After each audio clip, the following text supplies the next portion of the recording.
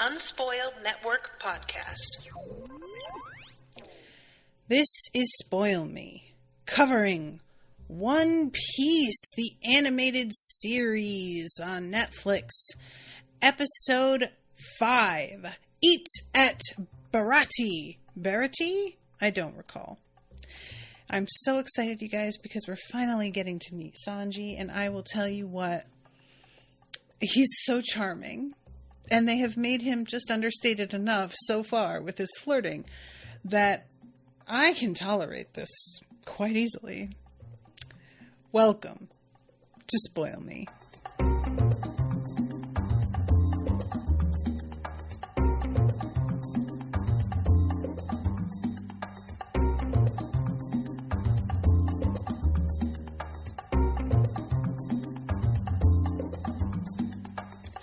Welcome to the show, everyone. I am Natasha. Thank you so much to Gabby for commissioning this episode.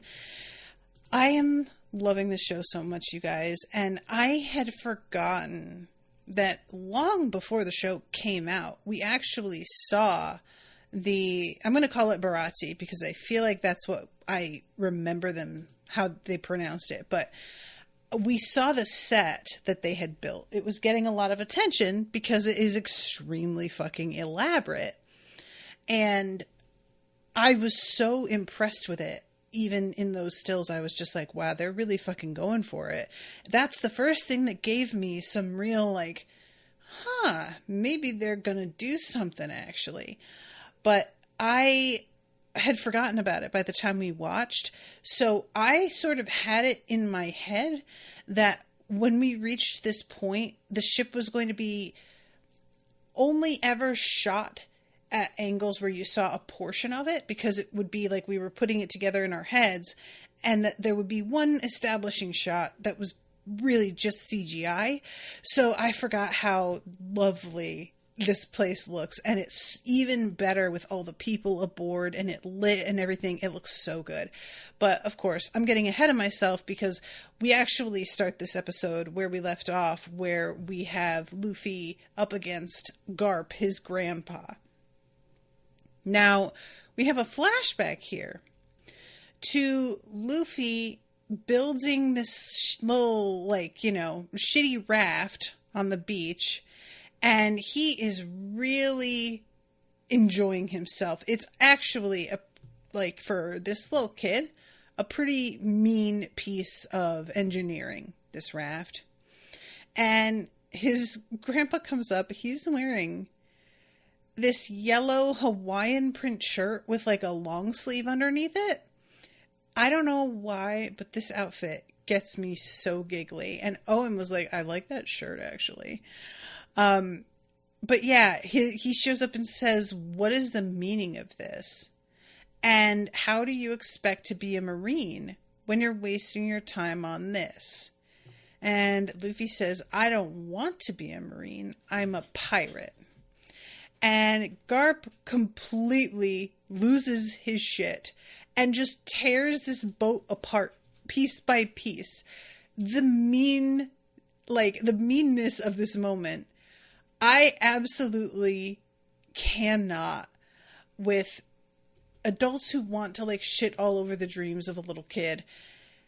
Even if it is the kid is professing to want to do something that you don't believe is worthwhile, the dreams that people have when they are small children are so rarely the same dreams they wind up having later. Luffy being a very particular exception because he is the exception to every rule in so many ways. But honestly, it's just there's certain things that it's not worth wasting your time getting upset about because they are going to be so fleeting that ultimately I don't really feel like you need to worry. And there's an episode of Bones that, because I've been rewatching it, where this girl is about to choose what college she's going to based on where her boyfriend is going. And she got accepted to Brown and wants to go to a state school. And her mother is really upset. And the person that she asks for advice basically says, just don't fight her, because the more you fight her, the more she'll fight back. And wait it out and see, because she may change her mind, and ultimately. That's what happens. This, relationship winds up breaking up, and she chooses to go to the original school that she was accepted at in anyway. So, all that to say, I was truly surprised. I don't feel, and I may be wrong about this because it was so brief, but guys, have we seen any actual scenes where Garp and Luffy are like interacting when he was a kid in this sort of way?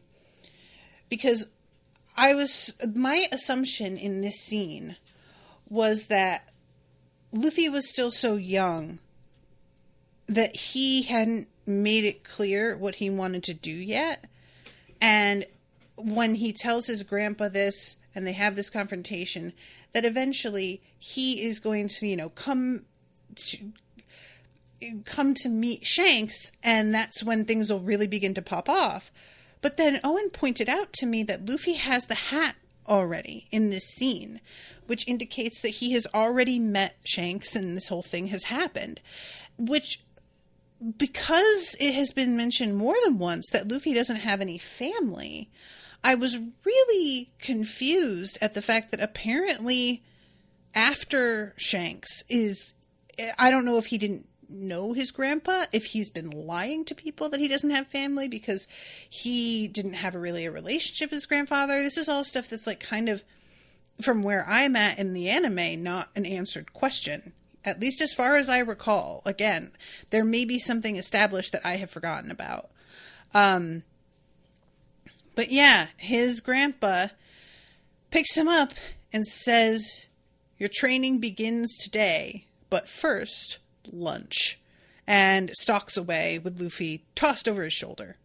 We come back to the present and the back and forth with the cannons. There is an amazing sequence of Usopp pretending that he knows how to load a cannon, but he just drops all of the ammunition and it goes like rolling away. And I love, because he's been brought on, reminder, as the sharpshooter, the fact that he doesn't know how to use this. It's tragic. It's so watching these balls roll away. Oh, this poor kid. So this is followed by Garp shooting toward Luffy, and Luffy using his rubber powers to expand himself and then shoot the cannonball directly back at them, which is something that it seems Garp didn't know Luffy was capable of. But again, I thought in the flashback that it had happened early on enough that Luffy didn't have his powers yet until Owen pointed out the hat. So obviously when he was a little kid, he had been with his grandfather while he had these powers. So I don't know if it's simply that Garp didn't understand the level to which Luffy had trained with them and knew how to use them, or if he just never thought that Luffy would resist him in this kind of way. I don't know. He looks totally shocked in a way that felt like he had no idea Luffy could do this. And I don't know. He starts laughing at this point and he says, "Not bad, boy, not bad," and looks almost impressed. I love the fact too that Luffy is wearing a Hawaiian shirt of his own, and just that it feels like he's sort of, in a way, like emulating his grandfather, but unintentionally. There's just a bit of a little like reflection there, And everybody is very impressed with what he has managed to do here, but it is like the way that this scene wraps up. This is so great, you guys. All right, so we have Garp calling up Mihawk. And my friends, is that Mihawk amazing or what? He's got a dandy sort of vibe about him, but also like a badass. The sequence in which they are talking has him taking out hordes of people at the same time with almost no effort expended that I could see. And the giant sword and the way these guys go literally flying through the air. And Mihawk is doing all of this while chatting as if he has like a Bluetooth headset on with Garp. And Garp is telling him, I want you to go handle Luffy. And Mihawk is like, why are you calling me to handle him? He sounds like kind of a small fry. I have got better things to do. And Garp has to be like, no, trust me. There's more to him than meets the eye. Mihawk says one moment, and he does that thing where he just slices downward and an entire ship breaks in half, which we hear about secondhand from the Don Krieg pirates later on. I was very, very excited to really get to see that. And he's just crazy looking. His eyes, everything. He's got the very yellow eyes. So guys, and like I'm jumping at this happens like a third of the way in, but I just have to talk about it because you know why, right? You know why. Don Krieg is easily, in my opinion, the worst One Piece villain. He is boring.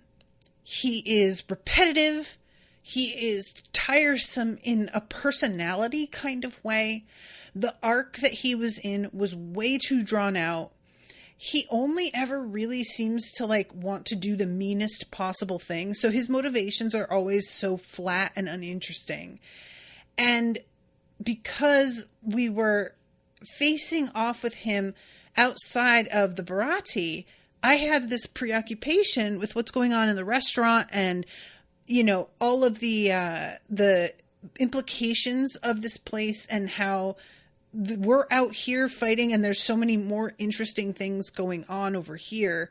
And I just found myself so frustrated during this arc. It's probably the one that a lot of you were worried about me watching, you know, because I know that for me, when I go through things as the spoiled person, I am always aware that there's going to be a spot that trips up my unspoiled co-host, that if they were going along for this by themselves for just the pleasure of it, they may have stopped, you know, and I have to convince them that I know what I'm talking about and it's worth it to keep going.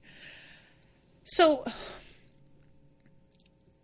in this scene, Don Krieg comes up and he looks pretty close to the costume in the show. I'm going to go ahead and look up Don Krieg and just see what his outfit looks like because I feel like it's pretty close. Yeah, okay, because Don Krieg actually, that was also part of it. His outfit is a lot less outrageous than most of the villains are. He has a fairly basic look. The only thing that is truly surprising and different are the size of like the epaulettes and the forearm guards. And otherwise, he just kind of looks like a regular guy with armor on and like, you know, a pair of slacks and boots and everything is like gray, you know? So he even doesn't look exciting. And he comes up and Mihawk says, I'm afraid it's time I ended this. Don Krieg's bounty is 17 million berries. And he says, you've killed my men, destroyed my fleet. Why are you after me? And Mihawk says, you woke me from my nap. I really don't remember what that is in reference to, but I like to think it's quite literally the case. And Don Krieg replies, then allow me to make it permanent. And a cannon pops up over his shoulder, and he shoots with two guns. So we've got a cannonball and the two bullets heading for Mihawk all at once. He manages to like knock the bullets aside and slice through the cannonball. As he does this, the men coming up behind him, who are also Don Krieg's men, get hit with the bullets that have flown to either side of him, and the cannonball just falls to the ground in halves. And he comes towards Don Krieg, who is standing there like, well, shit, I thought I know what I was in for, and I didn't. We cut away. We hear him scream because he is still on the phone, reminder, with Garp. And then Mihawk comes back and says, apologies, where am I headed? And then we come back to this beach, and Don Krieg is on the ground, apparently dead. Now, you guys, I don't know what to think, because I recall that Don Krieg is pretty injured, if I'm not mistaken, in the anime. I know that part of it was simply also that he was starving, but I can't remember if there was an injury as well. I am so hopeful this is not a fake out. I want Don Krieg to be dead so badly. You don't understand. I was literally cheering and throwing my fists into the air while watching this scene, because I was like, oh my God, they did it. They really did it. And it didn't occur to me until after I got super excited that maybe he's not going to turn out to be dead. But this show hasn't done that kind of like, oh, he looks like he's dead and he's not really thing too much. The only time that it seems like it's going to happen is the end of this very episode because of Zorro and his, face off with Mihawk. But otherwise, it doesn't seem like they do that as much in the live action as they do in the anime. So I am really, really crossing my fingers that it turns out they fucking did this for real, because I want to believe everybody out there who has seen this show knows that Don Krieg is the worst. And they were just like, let's not do that. There are some things that we can all agree are sacred. You don't change these things. You fucking honor those. They're going to be what everybody's looking forward to. And then there's people like this that everybody is like, oh God, yeah, that arc. And changing them is a blessing and a mercy on us all. I am so hopeful. Please, God, let it be true. Because, I don't see, the thing that I get caught up on is that the whole confrontation between Mihawk and Zorro goes in this pretty much the way it does in the show, with Zorro taking, a pretty terrible wound, Mihawk being extremely dismissive of him at first, but then being fairly impressed with him by the time all is said and done. And so what I had thought maybe was going to happen was that Mihawk was going to wind up taking the place of Don Krieg, which, from the way this scene goes and how similar it is, I don't think is going to be the case. I feel like there's going to have to be a different baddie that turns up here. Or they're going to skip that whole face-off entirely, which actually wouldn't suck because it isn't necessary for any other plot point to happen. The only thing that I feel like it really lends itself to is because of the overall confusion of everything with Don Krieg and the other ships that are all like moored around the Baratie, that I think that from here is where, oh my God, guys, what is her name? What is the redhead's name? I can't believe I'm forgetting her name. Nami. You guys, what the fuck? I just almost called her Mina. I had like a dyslexic moment in my own head. Like, how does that work? Anyway, I am wondering if this is the point where she winds up breaking off and going off on her own. I can't recall. But anyway, I just really, really want to believe that's what's going on. And all of this culminates in an interesting sort of... Ooh, sorry guys, that's my dog. He hit his head on the desk. He's over here with me. The thing that culminates here is that Kobe, who has been listening in on the conversation, he Kobe overhears what's happening, which is that we've got a vice admiral colluding with a pirate to bring in Luffy. And he had already been warned. There was a moment that I forgot to mention in the last episode where we have a conversation between him and the Haircut. And Haircut is telling him, you think that he really likes you and is so impressed with you, but Garp is only using you because of your relationship to Luffy. And I loved the way this went because Kobe says, you're just jealous. And rather than even argue, Helmeppo just says, doesn't mean I'm wrong. I love that he just cops to being jealous, but also is like, and? Which, fair enough. So we get this repeated moment kind of where Helmeppo is like explaining to Kobe, yeah, well, they were unbeatable pirates. And so the world government was like, we'll just, instead of trying to catch them, we'll have them work for us. And we will use them to do the kinds of things that we don't want traced back to us. And Kobe kind of starts to argue, and Helmeppo interrupts and is like, Kobe, you may have been on a ship and know your way around a fucking knot, but you have no goddamn idea how the actual world works. And Kobe winds up kind of confronting Garp and being like, is it true? And at first Garp is just kind of like, I can't believe you were out there listening to my phone call. That was really rude. But then cops to the fact like, yeah, it is true. And I kind of liked the way this was handled because instead of Kobe just going with like the righteous indignation, how could you? Instead, what he says is, if this is how the Marines operates, I am not sure I am cut out for this after all. You know, instead of trying to be like, I am holding you responsible for doing this like thing that betrays the ideals of the Marines.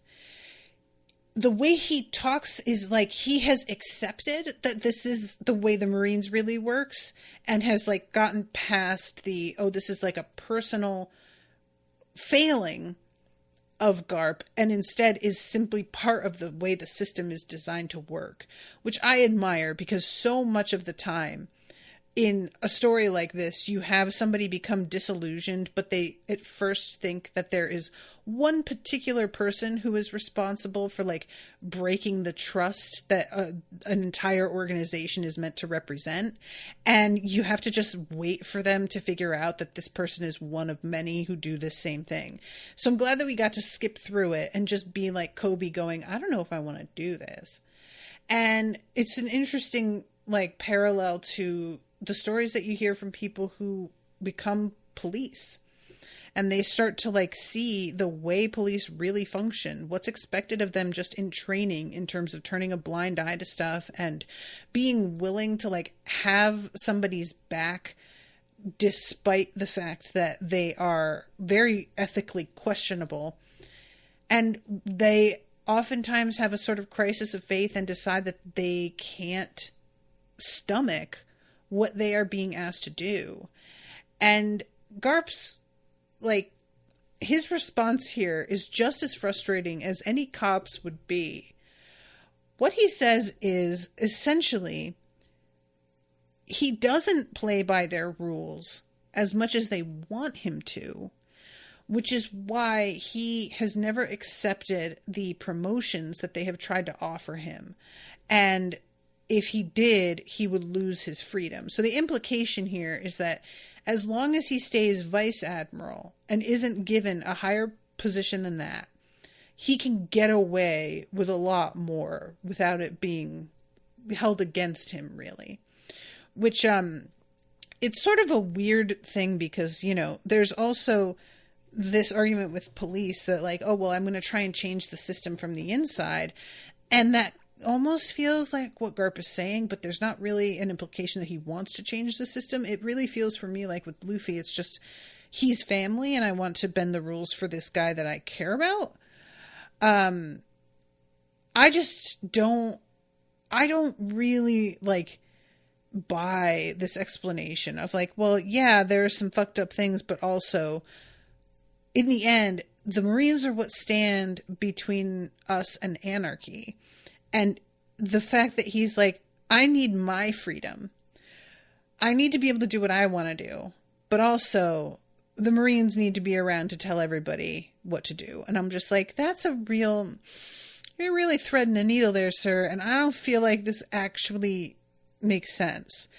And ultimately, he says, like, can you live with that? Because that's the way it works, is when you become a Marine, you decide what you can live with. And Kobe just nods. And it seems like has accepted what it is that Garp is saying here. I can't blame Kobe in the midst of all of this. I can understand not wanting to give up on his dream right away and being like, well, let's wait it out a little bit further. At least Garp didn't, insult his intelligence by arguing whether or not this was going on at all. He just immediately cops to it, which I can respect. But I just really kind of felt like I wanted Kobe to call out what he was saying for the bullshit it was a little bit more. So anyway, that's how that goes. We're going to jump back again here. And we have all of our friends. They are sailing in a mist. And he has been hiding up on the bow. And Nami really is like, I need him to explain to us how he never mentioned that his grandfather was the vice admiral in the Marines. Like, when she says, I want him to talk to us about that thing, I think it's Zorro who says, what thing? And she's like, what do you mean, what thing? I'm trying to, Usopp says, oh, that, yeah, I don't really know the guy that well. Doesn't seem like a big deal, says Zorro. And she's like, this feels like if you're his first mate, you should really know this. And Zorro kind of gives her and Usopp a look like, do you agree? And Usopp just sort of grimaces in a like, man, don't get me involved kind of way. So Zorro goes over to talk to Luffy. And the fog here, guys, it's very intense. Like, it's pretty fun how Zorro is trying to have this talk with Luffy and is so unable to, like, he's not good at connecting in this way. And then there's like the literal obscuring of him with the fog in the background. Like, he feels so distant in every sense in this scene. He starts out with just like, so how are you doing? Do you want to talk about the battle? And Luffy says nope, and he says, okay, good talk, and comes back to Nami and says he seems fine to me. Oh, honestly, I really enjoy that. So, this is when Luffy shoots his head up and says, do you guys smell that? And he starts sniffing wildly at the air. Now, I just want to put in my appreciation for a detail here. I don't know that this is even related, like if it's an on-purpose thing, but I like to think it is. I don't know how many of you have noticed this, but I have a very good sense of smell, which is part of why I'm good at cooking. And it is extremely noticeable, the difference in the variety of scents that I can pick up when it is humid versus when it is dry. And that goes for hot weather, cold weather. Like, if it's hot and humid, of course, even more so. But even cold and humid, you pick up a lot more. It's part of why having AC on in the house, like, it's not even just about the cooling factor. It pulls moisture out of the air, which keeps everything from smelling a lot more strongly inside of your house. And I like to think that this fog is here to, like, indicate why he is able to smell this from so far away in such detail. I am making that up, but I just personally like it. And so, yeah, it smells like butter. And then he sniffs again. And soy sauce. And at this point, I went, yes! And just like did a fist punch, and Owen started laughing because I knew we were going to see Sanji now. I was very, very excited about it. I didn't look at the title of the episode, so I had no idea that's what we were getting. I try not to read the titles because they can be very spoilery. So I was just so thrilled because I had been wanting to see Sanji, and I didn't realize how long it was going to be before he joined the crew, which makes sense. I'm not complaining. It's done well. This is how it should work. But I hadn't stopped to think about it. So yeah, this is when Luffy is like, oh, there is somebody somewhere cooking. And then you see like him on the figurehead, like just sniffing and pointing, and he is navigating so like 3 degrees back to port, 4 degrees, and he just never has ever been able to do this. But now that it's about food, he is zeroing in like a fucking bloodhound. And you see this light in the distance, and they all are just kind of like, wait, what is that? Because they could just about see the sign. And they sail out of the fog bank into this big, like crystal clear, it seems like the bank they were in just ends. And you can see the Baratie with its fish head sticking out one side with the bar in it and all of these couches and guys, it looks so fucking cool. I loved this so much. What fun. This is stuff like this was what drew me to theater tech in the first place. And gradually I began to realize how unlikely it will be that you are involved with something of this scale. And even if you are involved, you're just going to be asked to do like the reading and executing of plans. It's unlikely you get to do the designing. And I just got impatient and bailed. But it's moments like this that I'm like, okay, yeah, this was where a lot of that dream was coming from, because it is just so satisfying to see this made real.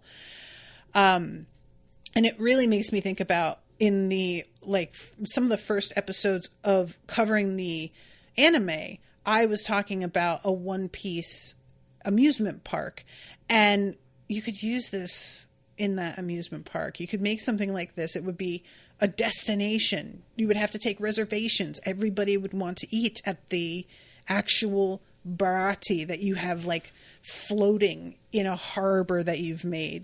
This would be such an attraction. But yeah, so Luffy is like, oh, I know what we're going to do next. And Nami says, disguise the ship so the Marines can't find us. Usopp says, sail back to Syrup Village where it's safe. And I'm like, why would it be safe there? And then I thought maybe it would be because the Marines have already hit it and they wouldn't necessarily think that Luffy'd double back and go there. And of course, Luffy says, nah, let's eat. And I had totally forgotten that Luffy has no money. So what ends up happening, of course, is that he can't pay and he gets put into into the kitchen to do dishes to make up the bill. I had forgotten all about that. We have the fucking fish guy, the maitre d', forgot all about this. It's so great. There's a whole like, do you have reservations? No. Do I need them? And then Usopp being like, well, it seems like you don't recognize Luffy. And the guy makes it seem like, oh, of course, we'll get you a table. But he then whispers under his breath, in 3 weeks, while Usopp and Luffy walk away. So Nami hears it and she pays him. She gives him a bribe to get them a table, which succeeds. And I have to assume that Usopp and Luffy are still under the impression that it was his name that got them the table because they don't know Nami did this, So they get seated it's a really lovely, like, long booth table. I love this bit with Zorro trying to figure out how to sit with all of his fucking swords, and he has to sort of perch on the edge. Oh my god, it's so great, you guys.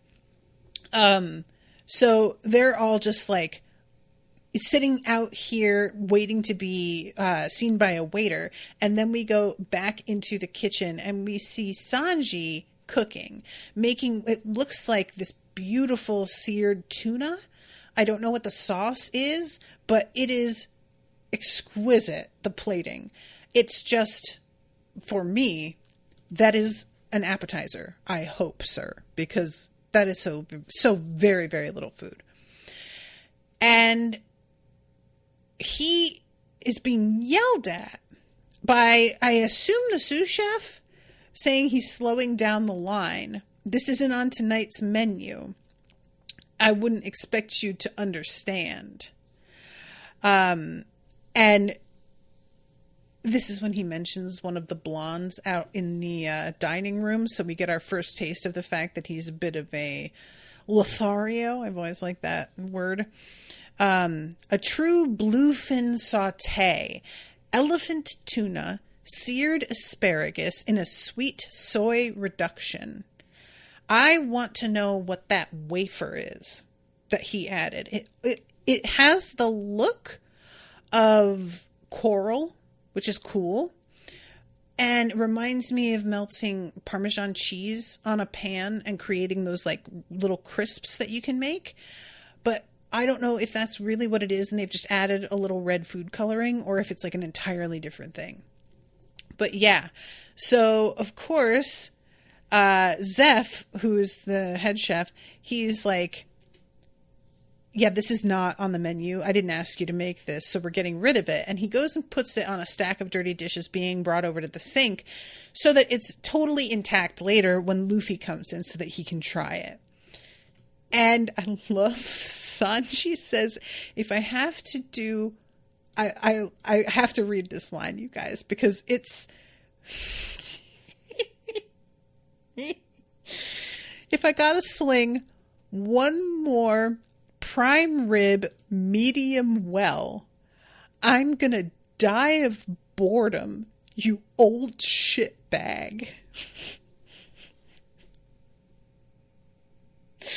I'm going to drop dead of boredom. And prime rib medium well, he calls it an insult to the meat. The pain that he feels, oh my god, I get it. I really, really do. You guys, I know that it's very easy to look at me and be like, of course the fat girl has strong feelings about food. And that's valid. Like, to a point, it is what it looks like. But also, I take food very, very seriously in a way that a lot of people don't. And I think part of where it comes from for me is the rarity with which I can afford some ingredients. And I am going to find out the exact best way to treat a piece of meat that is going to cost what that costs. Like, there are so many steaks out there that are at least like $50 for the one steak. And are you going to medium well that like $70 piece of meat? Like, why? You are ruining it. Why? And I feel this way about, like, in a restaurant as well.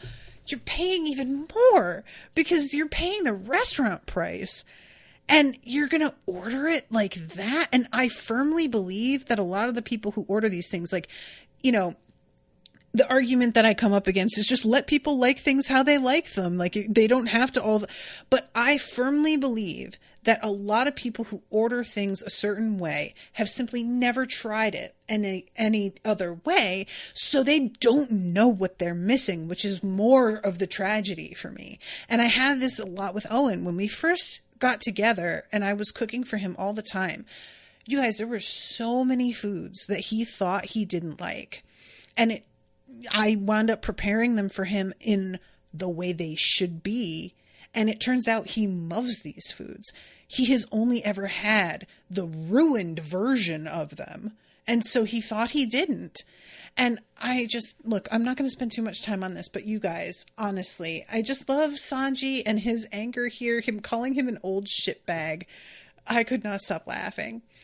So yeah, he gets sent to wait tables, and he handles it a lot less like a waiter than he does.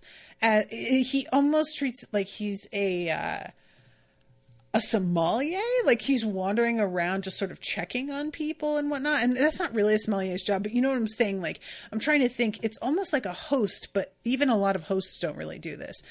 A manager, I guess, would really be the thing. So he swoops out, and he is getting in between these two dudes who are about to fight. One of them is the pink-haired dude who winds up being friends with the guy that isn't actually in the show, I guess, with the heart-shaped glasses, the Mick Jagger type. But I am really wondering if we're going to see more of him, or if this is kind of it, this little scene. I'm not mad either way. But he comes out, he's got what looks like a plate of popovers, and he says, you know, we don't do fighting here. And I love this pirate saying, there won't be a fight, I'm just going to kill him. And Sanji's trying to smooth it out with, I'd like to pour each of you a glass of whatever drink on the house. And you guys, then we get our first beautiful moment. Pink hair pulls a gun as the pirate is about to pull his own weapon. I don't know what it is.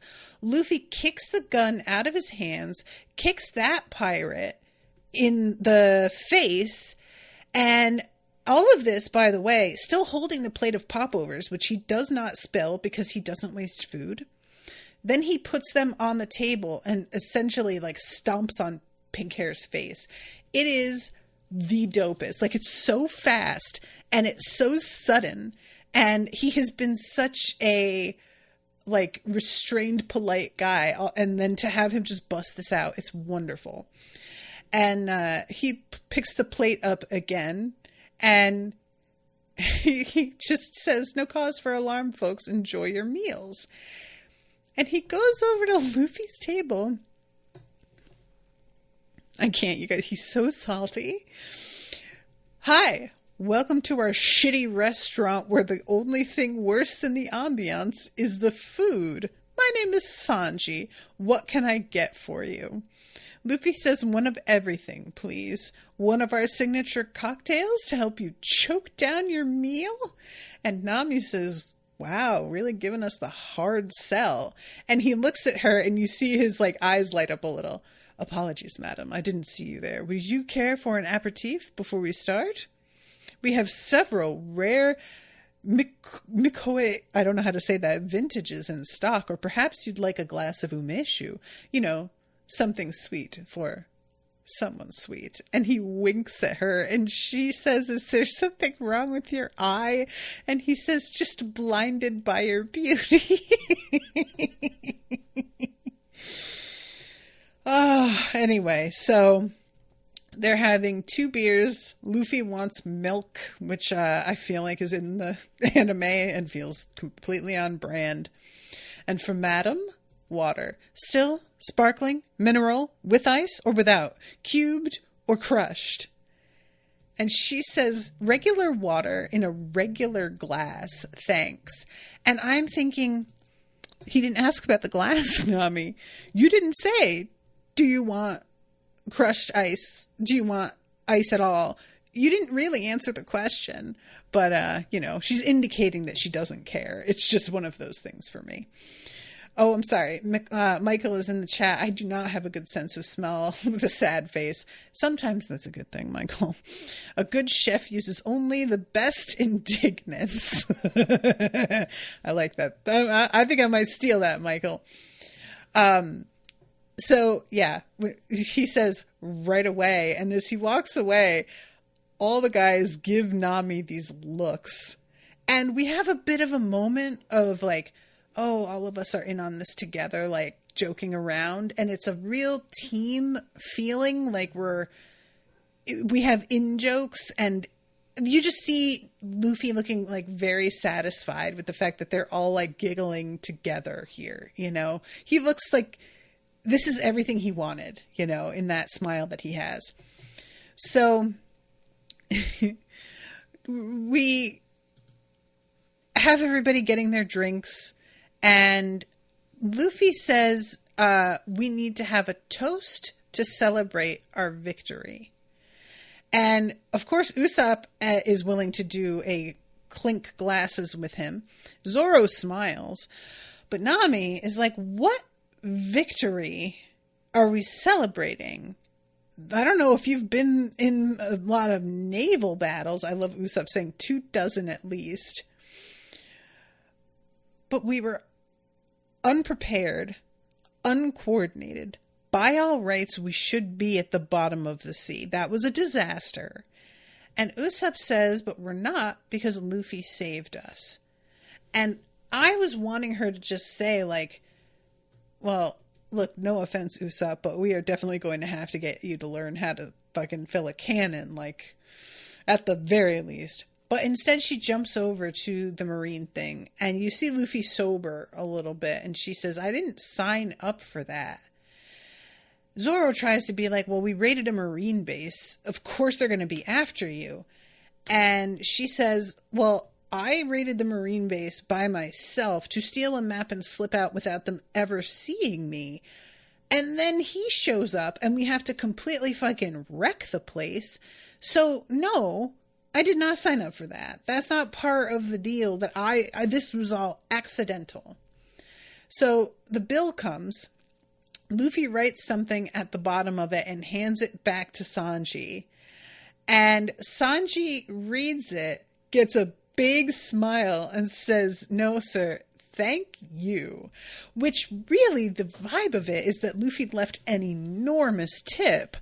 But what it actually is that he knows Zeph is going to be really fucking pissed and he cannot wait to deliver the bad news. So anyway, we come back. Luffy is saying, we showed them they can't just roll over us. We can handle anything. And here comes Zeph.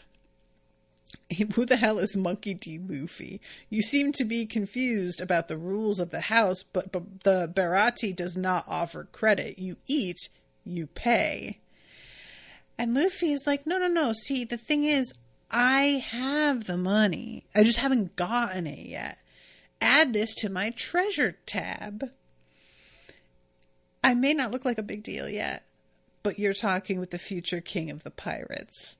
And I love Zeph looking at him like he really doesn't know whether this kid is fucking with him or not. Like, we know he's dead serious, but there would be every reason to think this is all in bad faith. So he gets dragged into the kitchen, and this is when he tastes Sanji's cooking that has been left over here, and gives him a look like, oh shit, this guy is really good. I think it's sort of a shame that Zeph won't even taste Sanji's cooking. He calls him Little Eggplant as well, and I can't recall if he calls him that in the show, because I didn't watch the dub. At that point, I was still watching the sub, so I feel like it had to have been a different little nickname. But yeah, Zeph is just telling him, you're never going to cook in my restaurant. Have you got it? And this is when Luffy looks over and is like, oh, damn. So we get a pretty fun at the bar sequence with our three other friends, where Zorro is just like, we have dealt with a lot of bad guys so far. Killer butlers, psycho clowns. I don't think that this vice admiral is going to be able to do shit to us. And Nami says, you don't get it. I can't get caught, not when I'm so close. And stops herself before she says anything, and then says, anybody ready for another drink? And she takes off. Over here, we've got Usopp sucking down one of those huge, like, scorpion bowls, which is meant for two people at minimum, by himself, and talking about how he doesn't think there's even any alcohol on it. And he says it tastes like candy, and Zorro says, the last time I said that, I woke up under a table. So Nami goes up to the bar and says, who would I talk to if I wanted to secure passive passions? You would talk to Sanji, madam. Passage to the Konomi Island. I want to find passage just for myself. I think it's interesting. Everybody else talks about money in the plural, like 15 million berries. She always says it in the singular, like it's a 15 million berry bounty.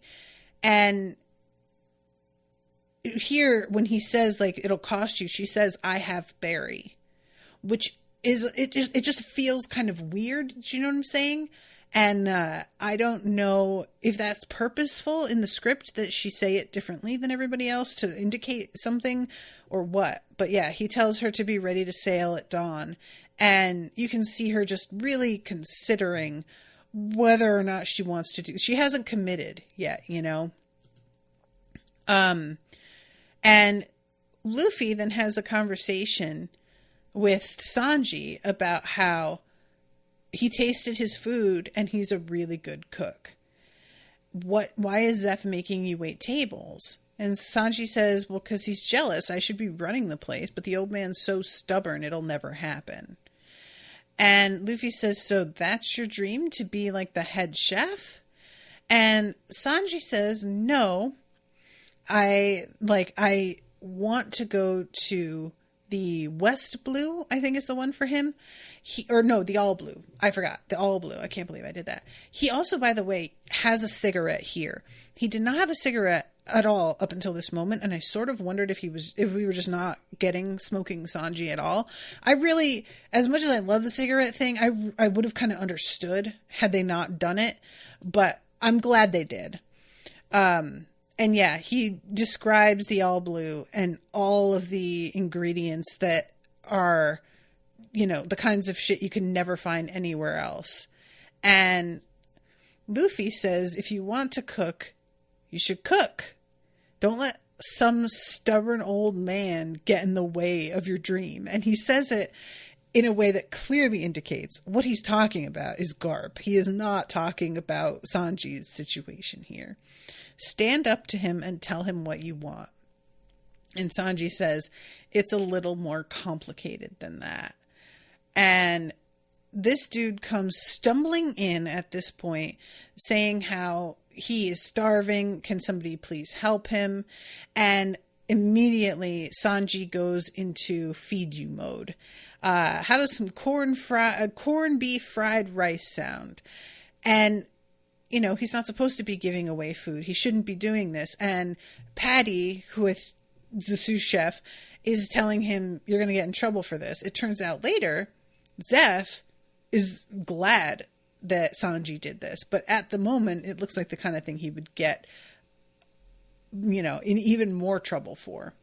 And this dude is eating the food later, and it's just like, this is unbelievable. This is so good. And I was drifting out there for a week, so you definitely saved my life.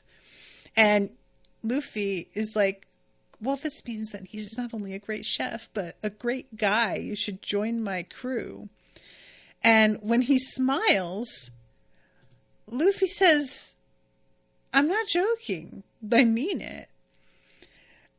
And when Sanji is like, nah, it's not for me, Luffy says, but you aren't happy here. And we need to have a good cook if we're going to find the One Piece. I'm going to find it and become king of the pirates. And I love this dude. We were searching for it too. I was part of a mighty pirate armada. Our captain was hell-bent on finding Gold Roger's treasure, but the Grand Line was his undoing. We lost 50 ships and 5,000 men. I was the only survivor. So you guys, he says that he's the only... I'm really, really hoping this means Don Krieg is actually dead. Because I don't remember for sure, but I feel like he was with Don Krieg in the anime and wandered over to the Baratie from Don Krieg's ship. I just really hope... Oh my God. I'm sorry. Michael is in the chat saying, I love Little Eggplant as a nickname because it's so cute and also offensive. I hadn't really thought about it in terms of like the emoji thing, but yikes. That is, wow. Wow. Rough. So yeah, this guy says, forget you ever heard of the One Piece. And of course, Luffy has this expression like, well, that's not going to happen, as usual. We go out to Usopp, who has gotten so drunk that he's dancing. Later on, he has like a whole thing where he's telling stories about the shit that they have gotten up to. And Nami is looking at him and just chatting with Zorro, and he sort of zeroes in on the fact that her mood is about that she's got some kind of baggage. And they do one of those drinking games about how much do you think you know about me? How much looking at me do you think you could tell about how I grew up and the, like, you know, my background? And he gets it wrong right away, saying that she came from like a big city and that she's always been a schemer, yada, yada, yada. And of course she's telling him like some truth, but as we know, there's a lot about this. She says, I bet you didn't have any friends as a kid. And he said, I had friends. And she says, swords don't count. And he says, I had one friend. And says, drink. And I was like, I don't know. I kind of feel like one friend,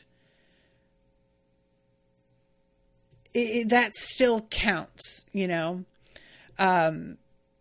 So, but yeah, he winds up drinking. So then I have to jump ahead here because I'm running out of so much time here. But Luffy is talking to Zeph, tells him about Sanji feeding this guy. Zeph is very proud of him. And they get interrupted by Usopp coming in to be like, hey, we've got an issue here.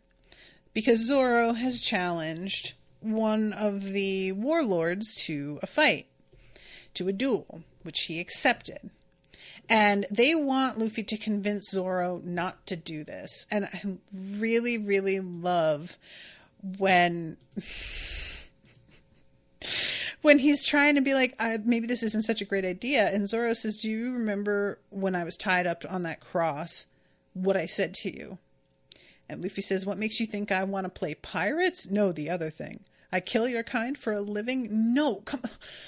Oh, you made a promise to somebody that you would be the greatest swordsman in the world. And beating this guy is the only way to do it. And Luffy is like, well, okay, then, you know, this is this is my dream territory. There is absolutely no other language Luffy speaks. So as far as he is concerned, he's got to do that. I can't get in the way of it. And I had forgotten that Mihawk has this tiny little sword that he uses. A sword, it's not even. It's like a paring knife. I mean, it is really so insulting. He says something about how, like, I don't use a cannon to fight rabbits. But yeah, when he sees Luffy, Mihawk is just like, you? Really? I don't really get why they would send me for somebody so... You look small, but I do like your hat. It's a good line. So... This fight, I don't want to do a complete blow by blow, but yeah, he pulls that knife out of the cross that's around his neck, and this results in, obviously, as we all know, Zorro getting his complete ass kicked. Like, it is no contest. He is doing his best and he is taking this shit seriously. But even with that one little paring knife, Mihawk is able to, like, throw him across the deck. And this just keeps happening over and over. Everything Zorro brings to the table, he uses about 1% of his energy to deflect it. And the tiniest flick of his wrist, Zorro goes flying like 100 feet. I mean, it's serious. And he says fighting is not all about strength. which when you know now about hockey, I think that's what he's talking about here.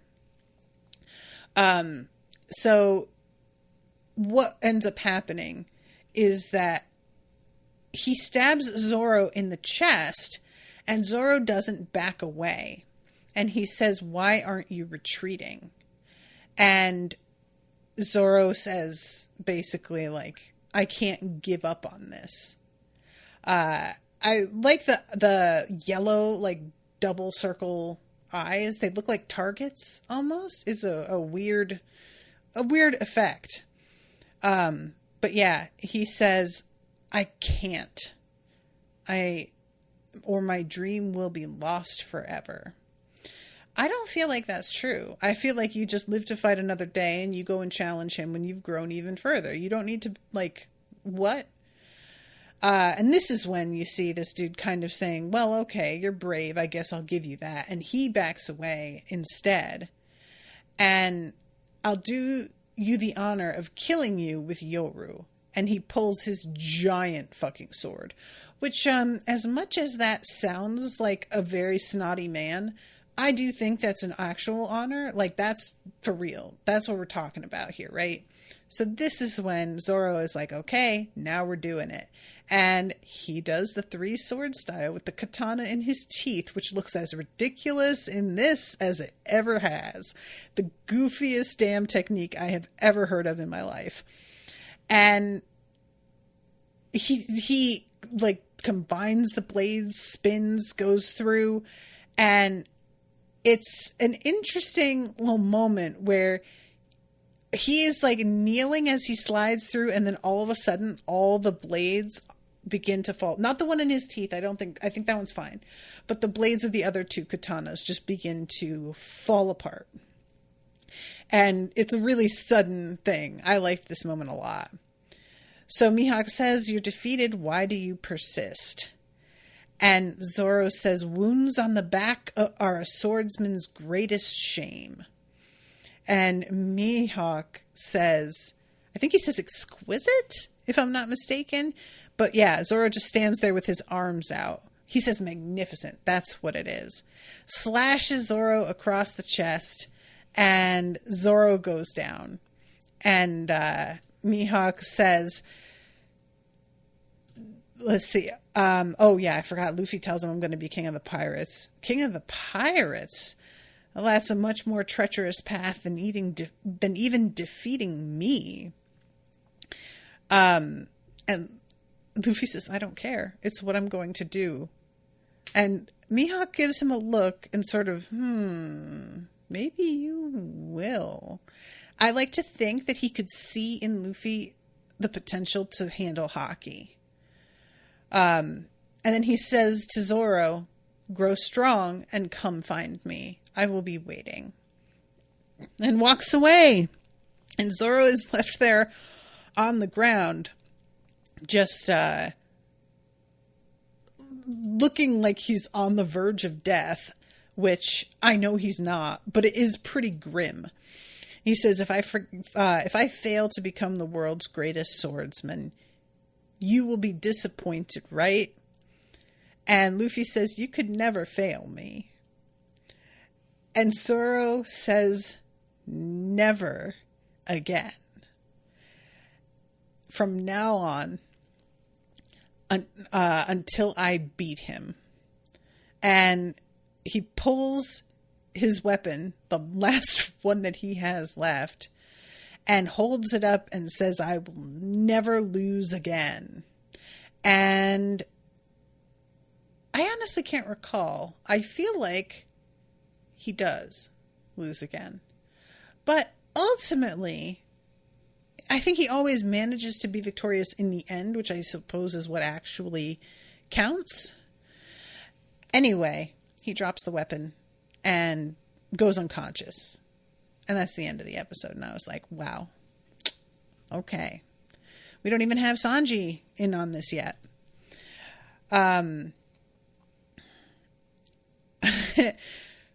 Sorry, Michael says, I love this fight so much. My question is, does Mihawk have a medium-sized sword? Other than the extremely tiny dagger and the giant body-sized sword? That's a good question. Maybe he himself. All right, everybody, I got to wrap. Thank you all so much for listening. Hope you're enjoying the coverage. Thank you, Michael, for hanging out with me. And until next week, toodaloo, motherfuckers.